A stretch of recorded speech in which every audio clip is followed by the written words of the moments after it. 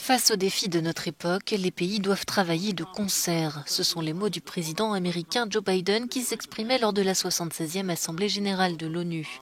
En plus de la lutte contre la pandémie de Covid-19 et le réchauffement climatique, il a abordé les questions de diplomatie internationale, assurant chercher la conciliation malgré les tensions avec plusieurs pays, notamment la Chine.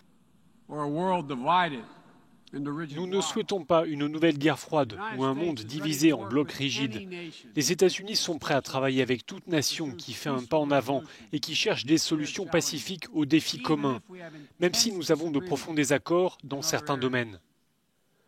Car nous subirons tous les conséquences de notre échec si nous ne nous unissons pas pour faire face aux menaces urgentes comme le Covid-19 et le changement climatique ou aux menaces durables comme la prolifération nucléaire.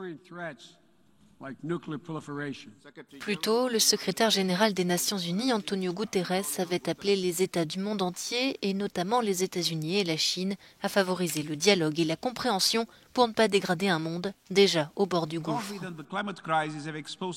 Le Covid-19 et la crise climatique ont mis en évidence de profondes fragilités en tant que société et en tant que planète. Pourtant, au lieu de l'humilité face à ces défis énormes, nous voyons l'orgueil.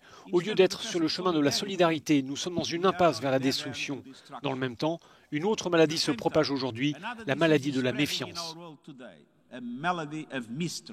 Pendant une semaine, les représentants de 193 pays seront amenés à s'exprimer à la tribune, la plupart en présentiel, alors que l'édition 2020 avait dû se tenir uniquement en virtuel.